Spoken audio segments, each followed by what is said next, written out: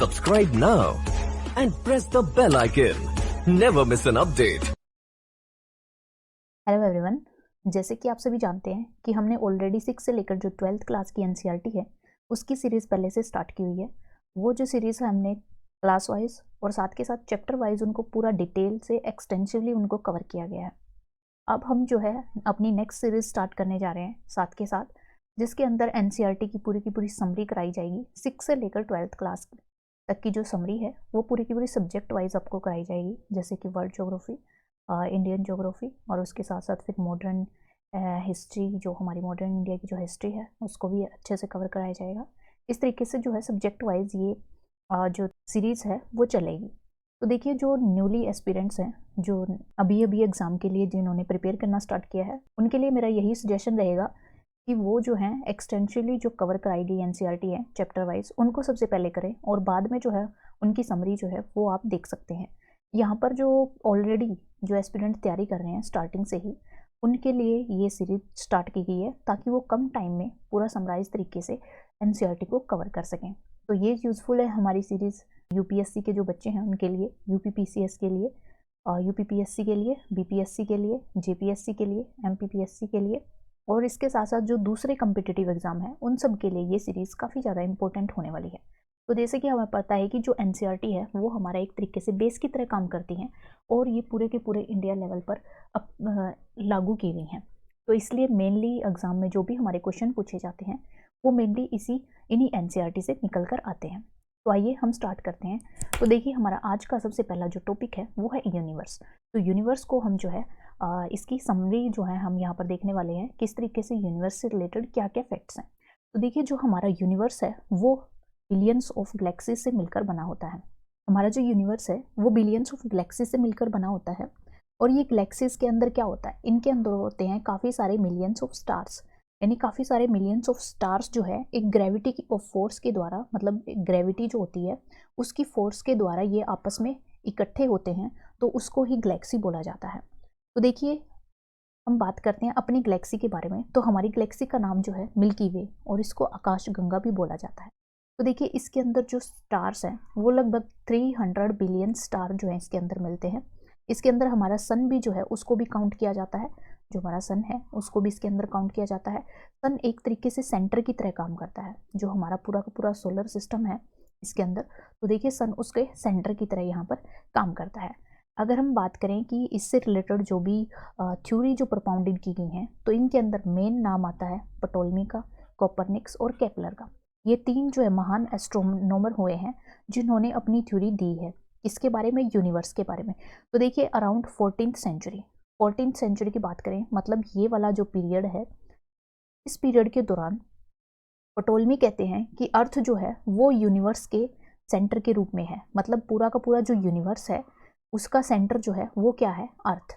तो इसका मतलब ये है कि सारी की सारी जो बॉडीज़ हैं, जितने भी प्लैनेट्स वगैरह और जितने भी जो एस्ट्रॉयड हैं, मीटिरोइड्स हैं, वो सारे के सारे अर्थ के चारों ओर घूमते हैं और अर्थ जो है वो एक सेंटर की तरह काम करती है। ये थ्योरी दी थी पटोलमी ने। उसके बाद कोपरनिक्स जो है वो अपनी थ्योरी देते हैं।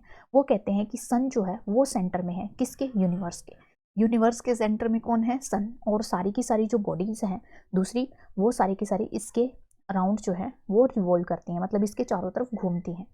उसके बाद जो है केपलर वो अपनी थ्योरी देते हैं। केपलर कहते हैं, केपलर जो है वो कोपरनिक्स को सपोर्ट करते हैं, लेकिन उन्होंने जो है थोड़ा सा इसके अंदर चेंज किया है। वो क्या कहते हैं कि जो सन जो है वो सोलर सिस्टम का सेंटर है, ना कि यूनिवर्स का। मतलब पूरे के पूरे यूनिवर्स का सेंटर नहीं है, ये जो है ओनली सोलर सिस्टम का क्या है, सेंटर है। तो ये जो है यूनिवर्स के बारे में कुछ इंफॉर्मेशन यहाँ पर दी गई है। उसके बाद बात करते हैं कि स्पेस के अंदर यूनिट्स कौन सी यूज़ की जाती हैं मेज़रमेंट के लिए।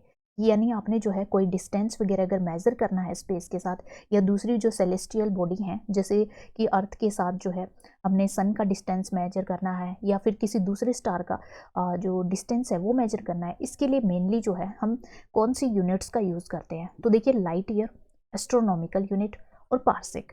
तो देखिए, लाइट ईयर क्या होता है, लाइट ईयर होता है distance cover by light in 1 year, यानी 1 ईयर के अंदर इतना डिस्टेंस जो है लाइट के द्वारा कवर किया जाता है वो क्या कहलाता है, 1 लाइट ईयर कहलाता है। और 1 लाइट ईयर जो है वो किसके इक्वल होता है, 1 लाइट ईयर को इक्वल मानते हैं हम 9.46 मल्टीप्लाई 10 की पावर जो है 12 किलोमीटर। ये जो है 1 लाइट ईयर इसकी वैल्यू जो है वो काउंट होती है। अब देखिए अगर हम बात करें कि जो लाइट है वो 1 ईयर में वैक्यूम में कितना डिस्टेंस कवर करती है, यानी जहाँ पर वैक्यूम हो, वैक्यूम मतलब कोई भी एयर वगैरह कुछ ना हो वहाँ पर, तो उस टाइम पर ये कितनी स्पीड से डिस्टेंस कवर करती है। तो ये है 3 लाख किलोमीटर पर सेकेंड, यानी 1 सेकेंड में जो है ये कितना चली जाती है, 3 लाख किलोमीटर जो है वो कवर करती है इन वैक्यूम की अगर हमने बात की। उसके बाद देखिए बात करते हैं एस्ट्रोनॉमिकल यूनिट के बारे में।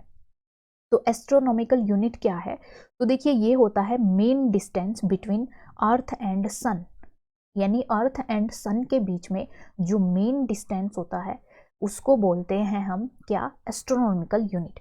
तो देखिए एस्ट्रोनॉमिकल यूनिट जो है अगर हम उसको मेजर करें तो देखिए 1 लाइट ईयर जो है वो 60,000 एस्ट्रोनॉमिकल यूनिट के बराबर होता है।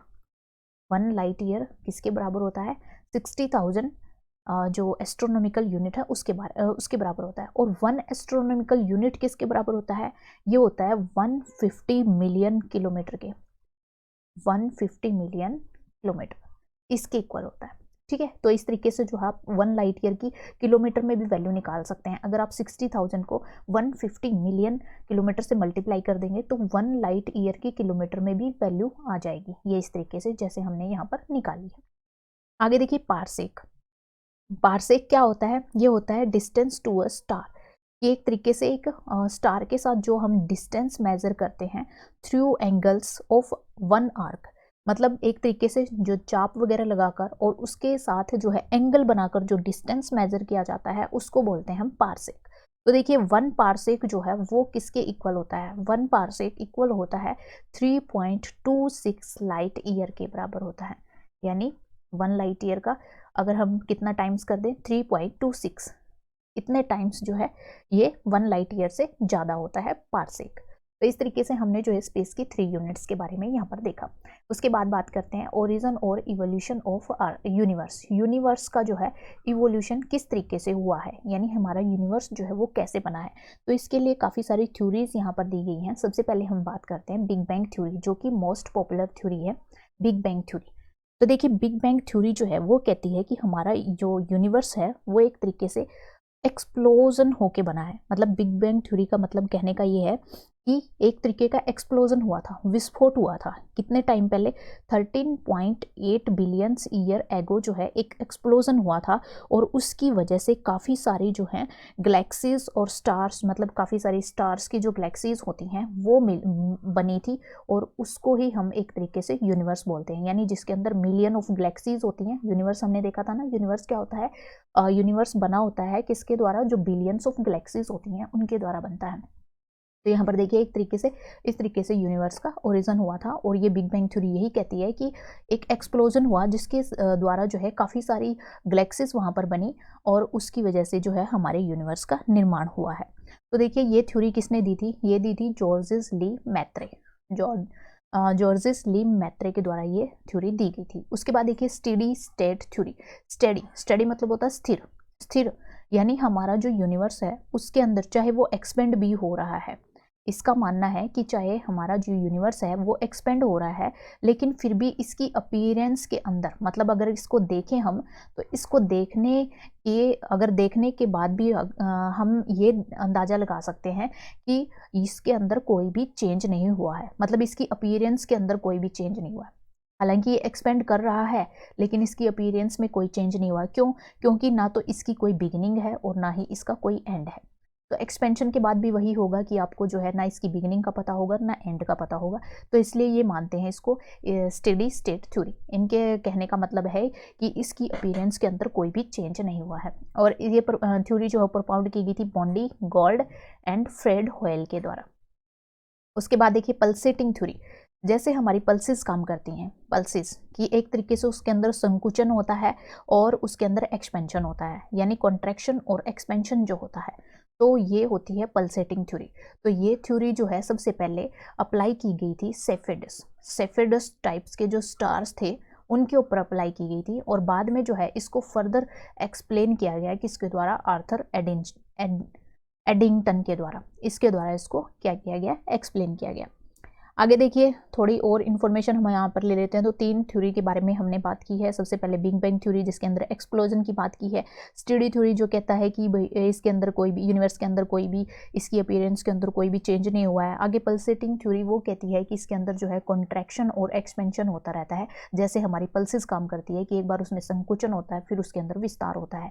तो इस तरीके की ये थ्योरी जो है वो कहती है। आगे देखिए थोड़ा सा जो है बेसिक फैक्ट हम यहाँ देख लेते हैं कि हमारे जो नियरेस्ट गैलेक्सी है, यानी हमारी गैलेक्सी का नाम तो हमने देखा है मिल्की वे यानी आकाशगंगा है, लेकिन उसके नियरेस्ट में अगर दूसरी गैलेक्सी की बात करें तो वो कौन सी है, एंड्रोमेडा है। और लेटेस्ट नोन जो अभी जो खोज निकाली है, लेटेस्ट नोन गैलेक्सी जो है वो ड्वार्फ गैलेक्सी है। तो ये कुछ बेसिक पॉइंट्स थे। आगे देखिए स्टार की फॉर्मेशन के बारे में बात करते हैं कि स्टार की फॉर्मेशन कैसे हुई है। तो देखिए जो स्टार्स हैं वो हमारे हॉट बर्निंग गैसेस से मिलकर बने हैं, मतलब जो गैसेस होती हैं उनसे मिलकर बने हैं। और यहाँ जो स्टार्स की जो लाइट होती है उनको अर्थ तक पहुँचने में कम से कम 4.3 ईयर्स लग जाते हैं। मतलब जो स्टार्स की जो लाइट है उसको पहुंचने में कितना टाइम लगता है, 4.3 ईयर्स लगते हैं। और नियरेस्ट मतलब सन जो है वो हमारा नियरेस्ट है, नियरेस्ट स्टार है, लेकिन सन के बाद दूसरा जो नियरेस्ट स्टार की अगर हम बात करें तो ये प्रोक्सिमा सेंचुरी है। आगे देखिए लाइफ साइकिल ऑफ स्टार्स के बारे में बात करते हैं कि स्टार की जो लाइफ साइकिल है वो किस तरीके से काम करती है। तो देखिए प्रोटोस्टार, रेड जाइंट और व्हाइट ड्वार्फ। देखिए प्रोटोस्टार क्या होता है, प्रोटोस्टार के अंदर क्या होता है कि इसके अंदर जो इसकी कोर होती है, कोर मतलब बिल्कुल अंदर का पार्ट जो है वो हीलियम से मिलकर बना होता है। हीलियम मतलब इसके अंदर काफ़ी ज़्यादा जो है गैसेस के क्लाउड मतलब क्लाउड मिलते हैं, क्लाउड ऑफ गैसेस, गैसेस के क्लाउड्स मिलते हैं। और ये किसके बने होते हैं, हाइड्रोजन एंड हीलियम्स के बने होते हैं, हाइड्रोजन एंड हीलियम्स की बने होते हैं। और ये जो इसकी सिचुएशन होती है इसको बोला जाता है प्रोटोस्टार। मतलब ये स्टार की जो फर्स्ट स्टेज है जिसको बोला जाता है प्रोटोस्टार। उसके बाद देखिए रेड जाइंट। रेड जाइंट क्या होता है कि इन गैसेस की वजह से क्या होता है कि इनके अंदर जो है एक तरीके की स्वेलिंग या रेडनिंग जो हो जाती है, मतलब एक तरीके से इसके चारों तरफ रेड सा एनवायरनमेंट जो है वो क्रिएट हो जाता है in outer region of the star. Star का जो आउटर रीजन है, मतलब ये स्टार है, इसके आउटर रीजन में एक तरीके से रेडनेस जो है वो आ जाती है। तो उसको जो है एक तरीके से बोला जाता है रेड स्टार या रेड जॉइंट। उसके बाद देखिए वाइट ड्वार्फ क्या होता है। वाइट ड्वार्फ के अंदर क्या होता है कि जो इसके चारों तरफ जो गैस फैली है जो कि एक तरीके से रेडेंट हो चुकी है, वो क्या होती है धीरे धीरे जो है वो इससे थोड़ा सा लूज होनी शुरू हो जाती है, इससे जो है वो क्या हो जाती है, लूज होनी शुरू हो जाती है। और जो स्टार का जो मास है वो बिल्कुल छोटा कम होता है, स्मॉल होता है। स्टार का जो मास होता है वो बिल्कुल स्मॉल होता है जैसे कि सन का होता है। और उसकी वजह से क्या होता है कि ये जो है जब इसके चारों तरफ से जो गैसेस वगैरह हैं वो हट जाती हैं तो एक तरीके से ये कूल हो जाता है, ठंडा हो जाता है और एक तरीके से कॉन्ट्रैक्ट हो जाता है, सिकुड़ जाता है। और उसकी वजह से ये जो है वाइट ड्वार्फ बन जाता है। मतलब एक तरीके से आप बोल सकते हैं सफ़ेद कलर में इसका जो कलर है वो चेंज हो जाता है, तो इसको बोला जाता है वाइट ड्वार्फ। तो इस तरीके की जो है ये 3 टाइप की सिचुएशन जो है, स्टेज जो है वो एक स्टार की लाइफ में आती हैं, तो इसको बोला जाता है लाइफ साइकिल ऑफ स्टार। तो देखिए यहाँ पर हमारा जो फर्स्ट पार्ट है वो यहाँ पर एंड होता है। यूनिवर्स से रिलेटेड जो बेसिक एलिमेंट है वो हमने कर लिए हैं। That's all for today. Thank you for watching the video. Subscribe now and press the bell icon. Never miss an update.